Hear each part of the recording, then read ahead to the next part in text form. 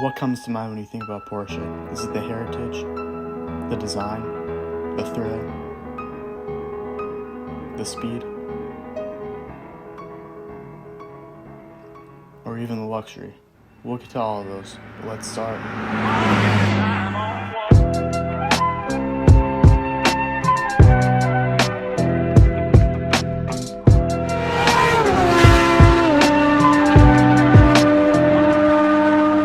The Porsche 911 was introduced with this car here in the year 1963. The 901 was the first car to hold the most iconic name of all time, the Porsche 911. Porsche had been building cars up to this point that were derived from the Volkswagen Beetle. Although Porsche had been creating cars earlier than the 901 911, this car exploded in popularity and led to decades of innovation. In 1965, after the success of the 901, Porsche released the 901 Targa with a removable roof. This innovation was extremely noteworthy in the company's history because Targa Porsche 911s are still sold today. The Porsche 930 Generation 911 was released in the year 1974 and replaced the 901 Generation 911. The 930 was famous for offering a wide range of model trims and was also the fastest production car available in Germany. This is the 930 Turbo. Porsche introduced the turbo trim level as the most powerful 911, but also the most luxurious. The turbo name still stands around even today. The 930 here is a rare turbo cabriolet model. Only around 2,800 of these were produced. The 930 Turbo Cabriolet was famous for being the first full convertible 911 offered. This is the 930 Carrera RS. The RS stands for Rennsport, which means racing in German. This was the most race-focused consumer 911 and included features like no back seats for weight savings. The 964 generation was introduced in 1989 as a replacement for the 930 generation 911. The 964 generation 911 was highly regarded by Porsche enthusiasts. The 964 notably featured better aerodynamics than the previous model. The 993 generation 911 was the end of an era for Porsche. The 993 was the last air-cooled 911. The 993 took a lot of design elements from the 964. The 993 featured a rare Turbo S model which was new from Porsche. And this one here has no sunroof, which makes it worth about 200,000 euro more than a standard turbo. Don't ask me why, because there's no good answer, other than people just want the most rare and unique example they can find. The Porsche 996 was known as the least desirable 911 ever made. Many people criticized the headlights as being the biggest weak point of the car. This car is notable for its appearance in the movie Cars as Sally. From one of the lowest points in the 911's history to the highest point in modern 911 heritage, the 997. The 997 generation 911 is known as the most driver-focused recent 911.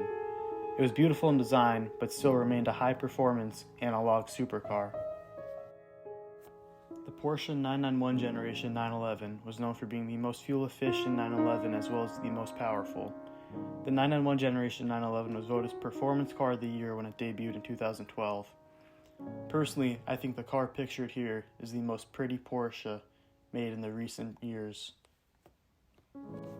This is the 992 generation 911, which is the current generation. The 992 provides a responsive driving experience whilst having all the interior comforts you could ever want. Prices of the new 992 start at around 122,000 euro. After the success of the 911, Porsche decided they needed to expand their market. The Boxster was created as the entry-level Porsche. The Boxster was cheaper and less powerful than the 911, but still packed a thrilling driving experience. The Boxster was so much of a success that it actually saved Porsche. Porsche was having struggles financially in the late 1980s. Sales dropped from over 50,000 units to 14,000 in just 7 years. Porsche struggled with production costs, so they created the Boxster to be a thrilling car that could easily be mass-produced. Furthermore, some Boxsters were manufactured in Finland to save costs. The Boxster debuted in 1996 and was the first new Porsche model in 18 years. The Boxster's success was so evident that they created the Cayman, which is a Boxster with a roof. The Cayman was introduced in the year 2006. Both the Boxster and the Cayman are still around today.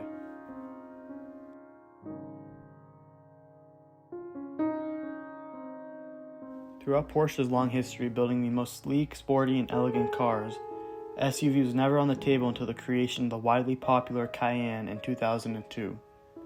Although when thinking about Porsche 4x4s, most people think Cayenne is the pioneer of this idea for Porsche, there was actually a 4x4 around 50 years before the Cayenne was ever thought of. The Porsche Jagdwagen was commissioned by the German army after World War II, but never got mass-produced due to high production costs. Only 71 were manufactured, and 49 of which were sold to civilians.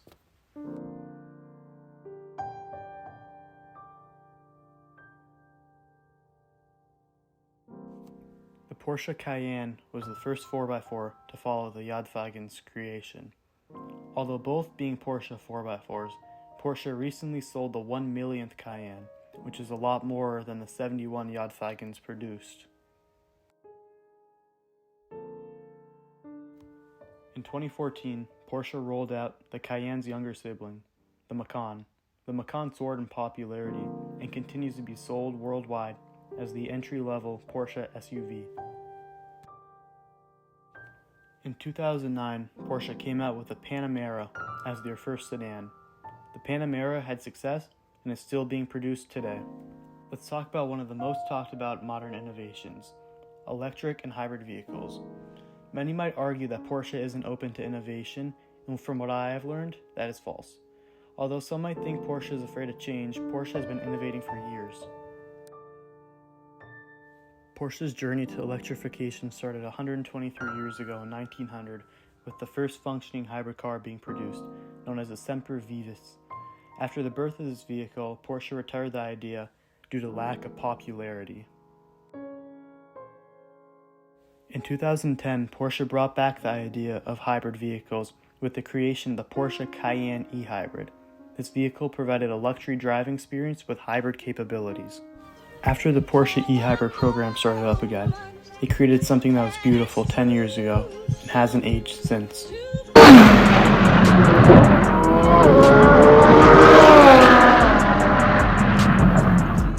This was Porsche's way of competing with companies like Ferrari and McLaren, and this car really proved they do more than SUVs for middle-aged moms and 911s for 55-year-old dentists.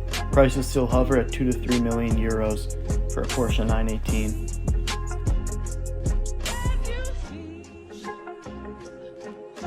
After 9 years of producing hybrid cars, Porsche came out with the Taycan as their first full electric car. After the success of the Taycan, Porsche developed an electric Macan to be released in the year 2024, as well as rumored electric 911 to follow soon after. We have now gone over the 911, Boxster and Cayman models, the Panamera and Taycan, and the Cayenne Macan models.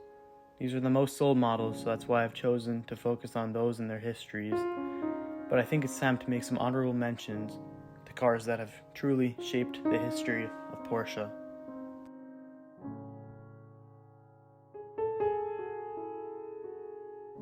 The Porsche 959 was built to put Porsche in the market of exclusive and extremely high-power cars.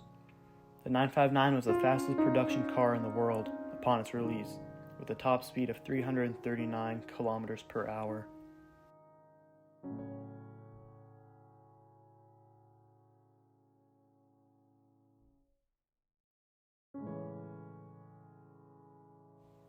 The Porsche 911 GT1 is the forgotten about Porsche hypercar. Porsche originally developed the GT1 for Le Mans racing. Although the GT1 was developed for racing, Porsche had to create a street version of their car in order to meet the racing requirements to compete. That's where the GT1 Strasse version was created. Only around 25 were made for public sale, and prices are extremely high, estimated around 7 to 10 million euro if one was to sell at private auction. There's a lot to say about the Carrera GT, but I think the best way to understand it is by listening. The